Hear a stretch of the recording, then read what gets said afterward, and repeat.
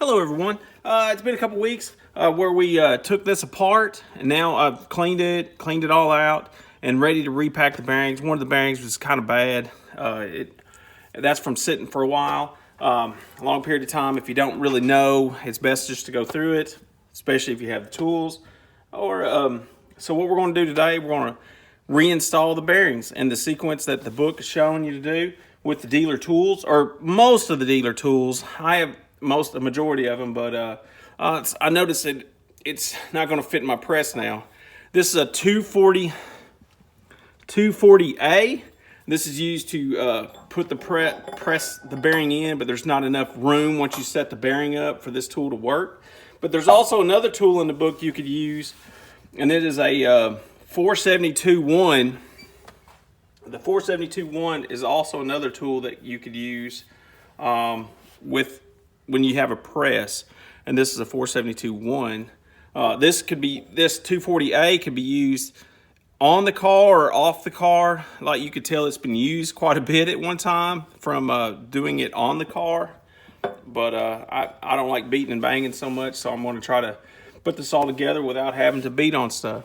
So here we go. So I've already repacked the bearings. I'm ready to put the inner bearing in.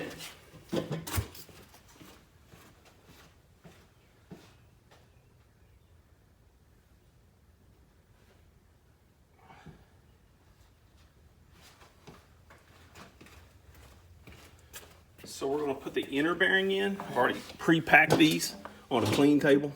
So now I'm going to put this in like so. Just get it on down there and get it kind of straight. This is not a clean job. It's kind of a nasty job if you don't have gloves. I can't find my gloves. So here we go. I've already cleaned these tools. So we're going to set that right up on top. And I believe a 519. I know the book is showing you something else. They're showing you use a 240A.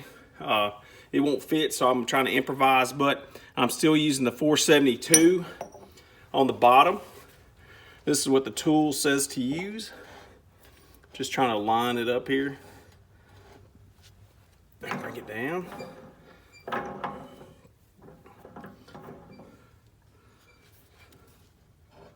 There we go.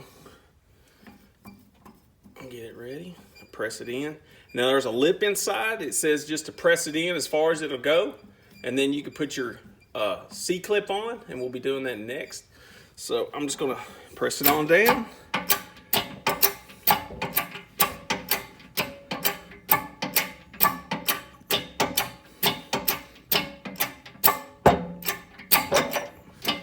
we go.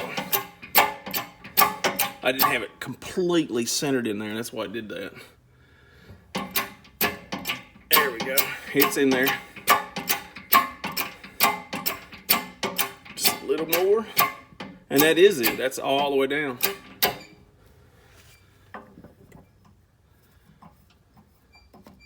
There we go. There's the 519 and the 472. Gets pretty greasy. So now what I will do, I'll go get my C-clip.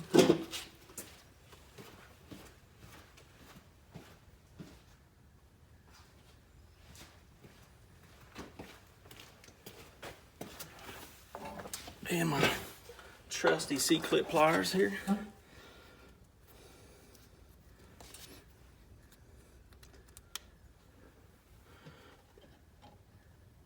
Ooh. Not on the first try.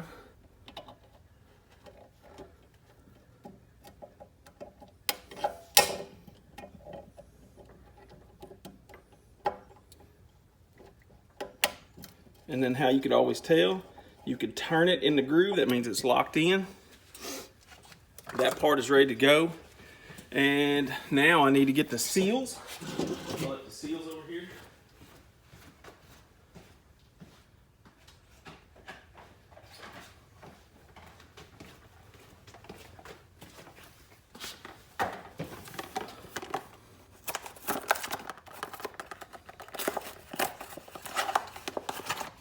Now I like to grease these up just a little bit so they're not dry inside.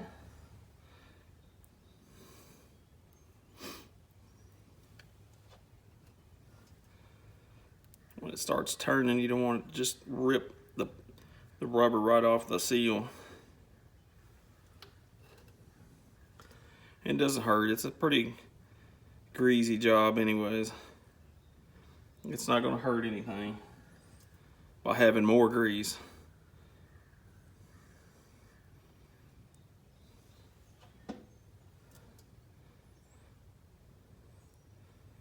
It's a pretty greasy job.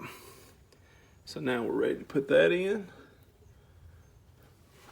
Using the same tool, 472. It'll almost go in without the tool.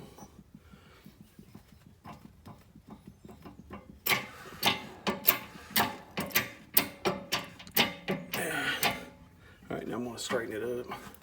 Sometimes you can get it over to one side, you can get it level before she goes in.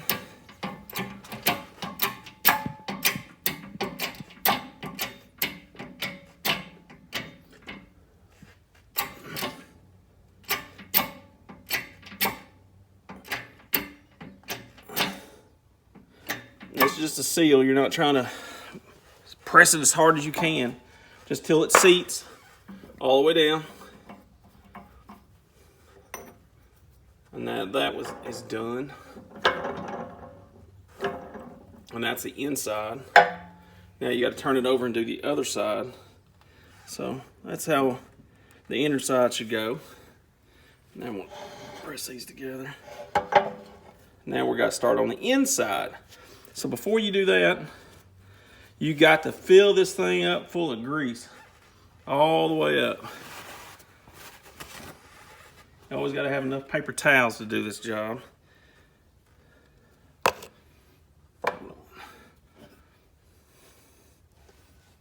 And then the inner sleeve goes in here.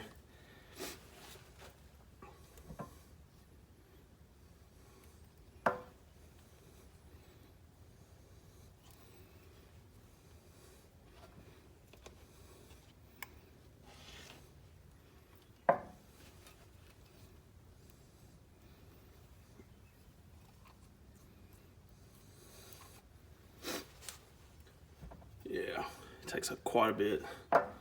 Get a big old gob of it, put it in here.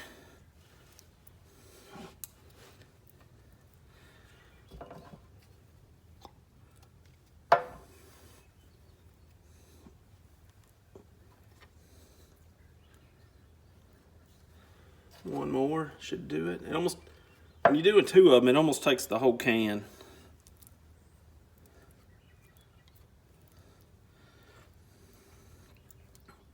Okay, all right, that's completely full. Let me go get the inner sleeve. I'll put the sleeve in. After I clean off my hands here a little bit.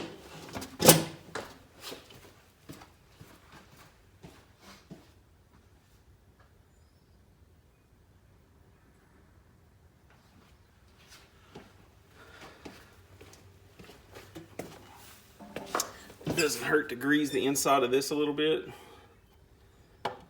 as well. There's going to be plenty of grease in it. After you do this, you shouldn't have to get back into it, and not unless you're like 100 years old or something when you keep this thing. There's the inner sleeve. It just fits right down inside. And now we're ready for the outer bearing. Just the outer bearing, there's two pieces of that. So just the outer bearing part.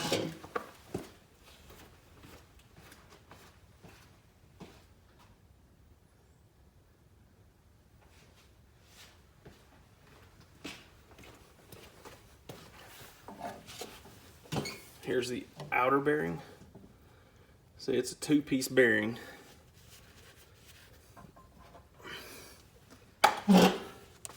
And it fits down in there.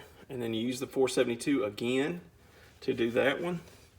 The book is showing you to use a 431 and just set it up on top. Sometimes it actually fits right down in the hole. So we'll see what that does.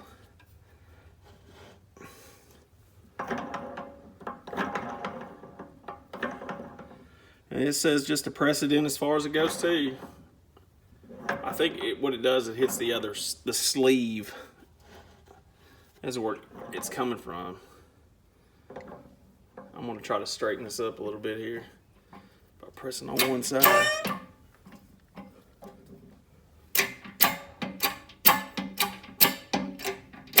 There we go. Back it out. Put it in the center.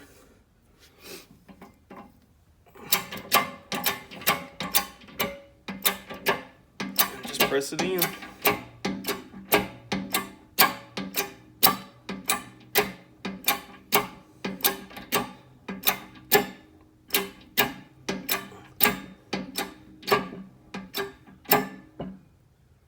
And there it is. It's pressed all the way in.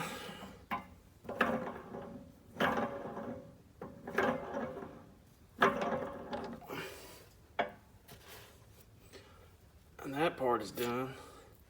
Now you got one more seal to put on. And to grease this seal up.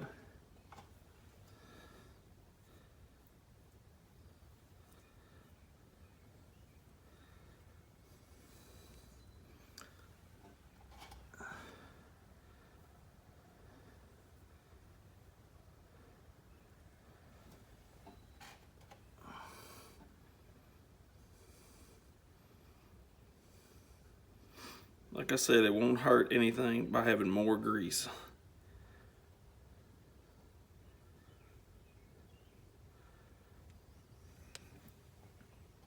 And it does almost like a full can to do both sides.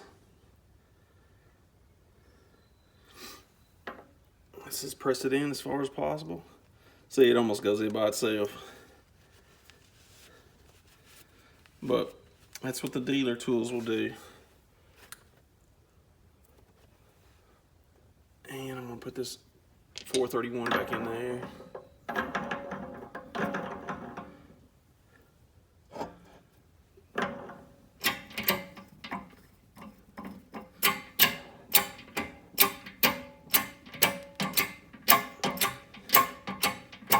And it just presses up against the bearing too. See, and it's already there.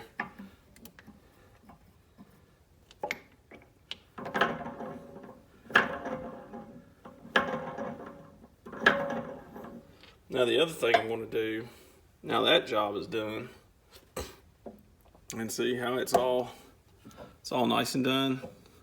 Both sides are nice. I'm going to put the hub in it now. Now that we're done with the 472. Well, actually not, I'm not doing the 472. I'm going to use it in a different way.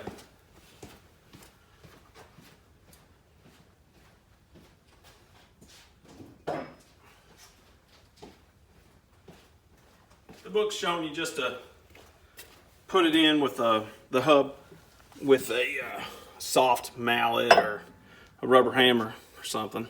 But I'd rather just use the press so I'm not having to beat and bang on it in the car at all. I'd rather do that. Let me grease this up just a hair. Makes it easier to slide on in. Grease the seal surface where the seal's going to go. Doesn't hurt. Doesn't hurt to go overboard. Just messy. Just a messy job. So we're gonna put that in and it'll be messy on the backside. See, it'll almost, look at there. It goes down pretty far just by itself. That's why they say you can just beat it in with a small mallet. Till you get to there.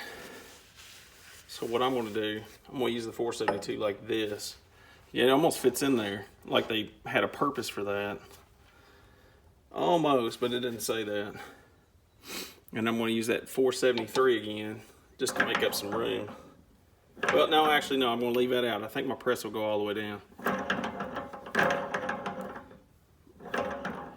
I have to do this in a couple stages, as the press will only go so far.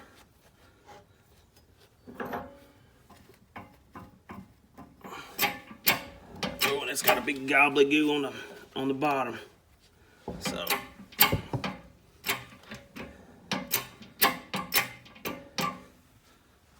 there's a lot of grease.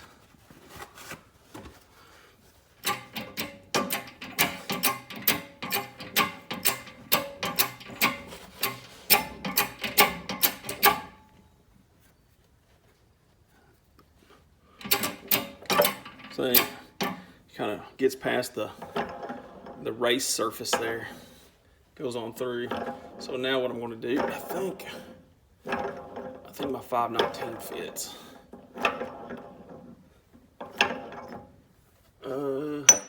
No, 519 doesn't fit.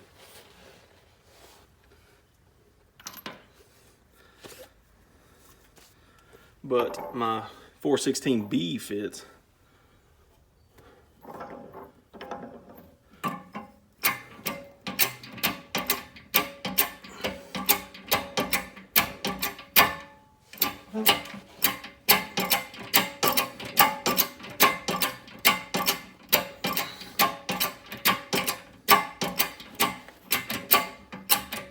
And that should be it on that one.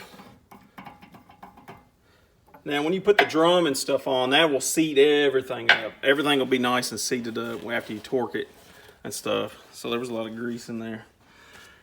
But that is installing or reassembling the rear hub assembly on a bay window. And I believe the same applies to a rear on a Vanagon. So this is the same as a Vanagon, even though this is different. I think it all uses almost the same bearings and stuff.